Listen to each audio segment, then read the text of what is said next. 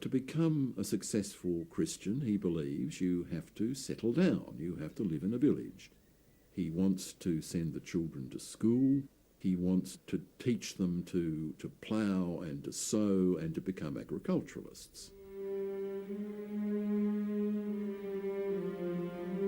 Forced to adopt an alien way of life and confined to an island hundreds of miles from home, they began to succumb to European diseases and what the local doctor called dejected spirits.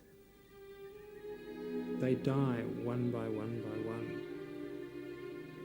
Children are not being born, and there must have been this enormous sense of trauma amongst them. A people that had once been strong and healthy, suffering this enormous decline within a generation.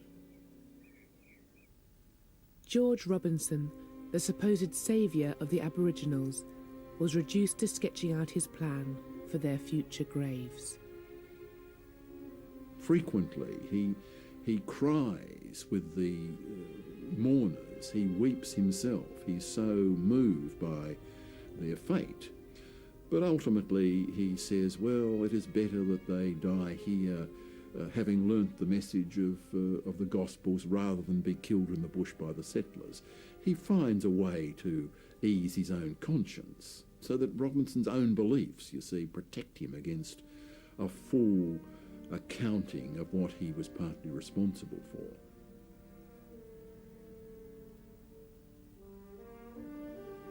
Of the 300 Aboriginals lured to Flinders Island, by the mid-1840s, around 260 were dead.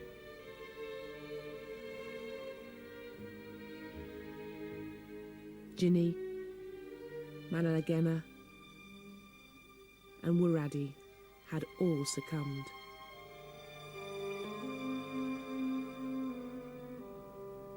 Truganini was one of the few survivors. She lived on, growing into old age. When she finally died in 1876, she was regarded by some as being the last full-blooded Tasmanian. A people whose story could be traced back 10,000 years had, within the span of a single lifetime, been almost exterminated.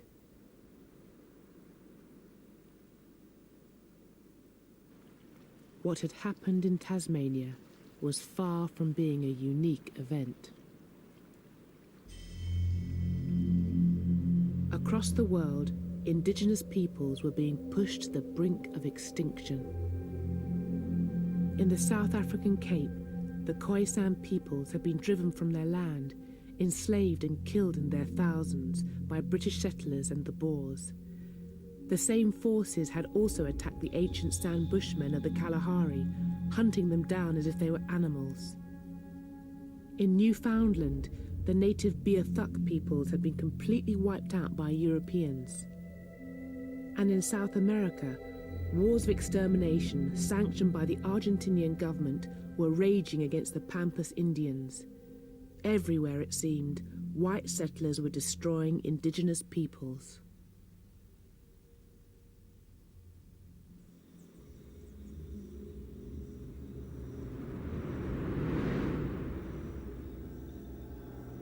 And in these very same years, the old racism that had been born in the age of slavery began to re-emerge. In the aftermath of abolition, competition from new sugar producers began to undermine Britain's once mighty sugar plantations.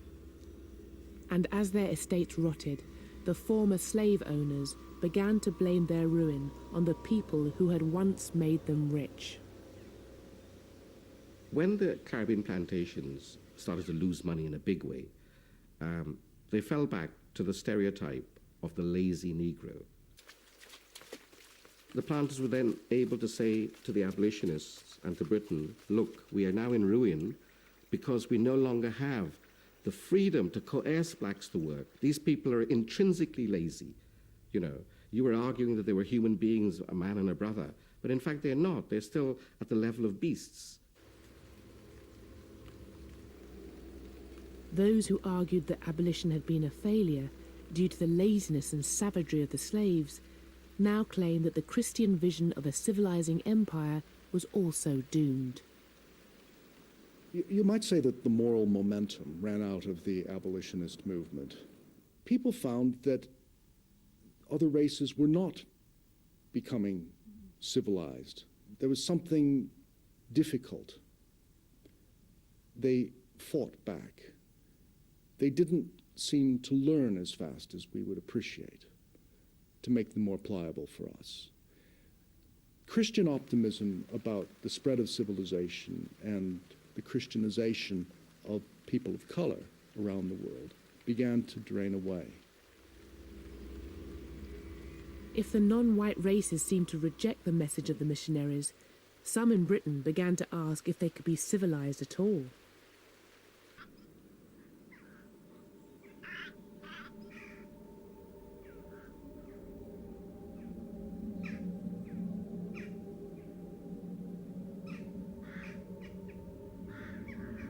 Some of the new ideas about race in the high Victorian age drew their evidence from the world of the dead. Based on the study of corpses and skeletons, the burgeoning science of anatomy laid the foundations for a new scientific racism. In Britain, the most important race scientist was a now forgotten Edinburgh surgeon. Ruined by a body-snatching scandal in the 1820s, he had fled Britain in disgrace. But in the 1840s, Dr. Robert Knox resurfaced with the publication of a new book. Race is everything. Literature, science, art, in a word, civilization depends on it. Can the black races become civilized? I should say not. He saw racial conflict and extermination happening all around the world. It was natural for him to believe that racial types were bound to struggle and that the superior races would dominate the naturally inferior ones. The Saxon race will never tolerate them, never amalgamate, never be at peace. It is a war of extermination. Robert Knox was not a lone voice. In America, a group led by the renowned craniologist Samuel George Morton had begun to collect the skulls of different races and compare them. Skulls were chosen to be measured because it was reckoned that the skull was the container of the most important part of the human body, the brain. The bigger the skull, the bigger the brain. The shape of the skull, the shape of the brain. The American School of Race Scientists concluded that the races, as measured through their skulls, were so different as to be separate species. Tasmanians, Africans, American Indians were not the lower races of men. They were perhaps not fully human at all.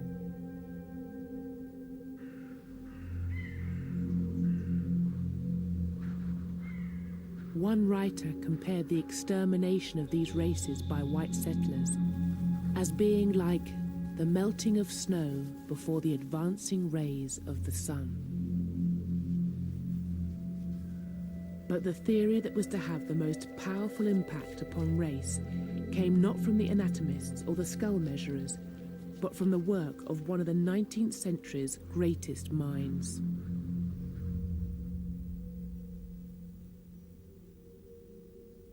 The Origin of Species really threw a bombshell, first of all into science. It really invented the science of biology, and then into religion and into society. And what Darwin did in some ways was to give an alibi for being a judge. If evolution had changed the races and the species of the world, why hadn't it done the same to humans? Many believed that Darwin's laws had done just that.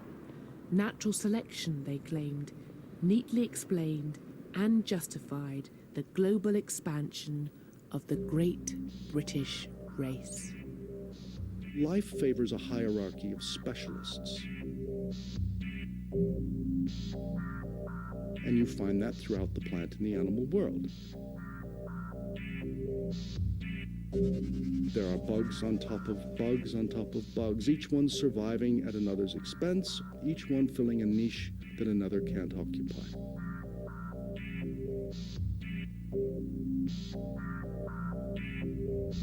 people, Darwin said, are the same way. They are expansive organisms. In other words, Englishmen are just like other organisms. They are successful because they are good at expanding. Those who understood colonialism and human competition in terms of Darwin's theories became known as the social Darwinists. Men like the radical biologist Thomas Henry Huxley and the famous economist Herbert Spencer. And social Darwinism foresaw very different fates for the various races of mankind. Evolution was in operation. It was advancing the most recently evolved, the most successfully evolved, that is, the Northern Europeans, the British. But evolution also suggested that there had to be losers in this great cosmic process. And the losers were those peoples who could not compete. And once put into competition with superior races, were doomed to disappear. And this was likely to happen to all the native peoples in North America, in the Pacific, and in Africa. Across the world, the crimes of imperialism now came to be taken as proof that the social Darwinists were right.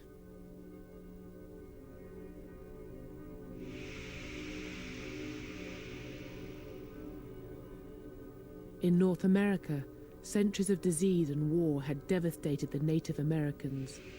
Whole nations had been all but annihilated.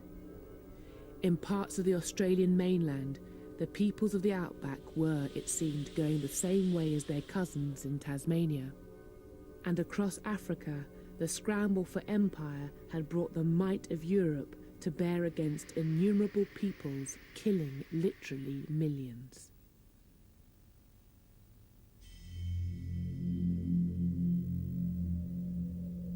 The social Darwinists predicted a future in which these races, like many animal species, would only be remembered as curios, stuffed exhibits in anthropological museums.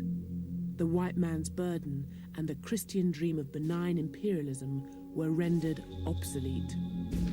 Old missionaries who still talked about the equality of humanity and talked about everyone descended from Adam and Eve and talked about that the truth, the only truth, came from the Bible, were seen as being extraordinarily old-fashioned, who simply had failed to come to terms with the great scientific thinking of the age. And these racial theories were not only applied in new colonies, but also in the oldest parts of the empire.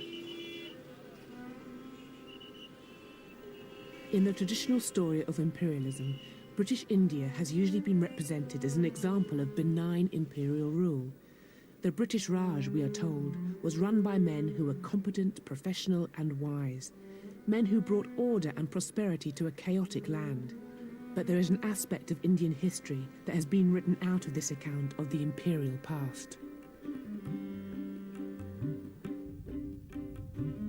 In the mid-1870s, the Great Deccan Plain of India was affected by the climatic phenomenon we now know as El Niño, and within months, millions of peasants had begun to starve.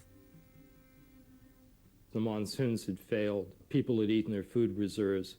India stood on the precipice of a great human tragedy. At this point, the Viceroy of India, Lord Lytton, was totally absorbed in what was probably the largest party in world history, celebrating the coronation of Queen Victoria as Empress of India. This is one of the great catering feats in history, since it meant wining and dining more than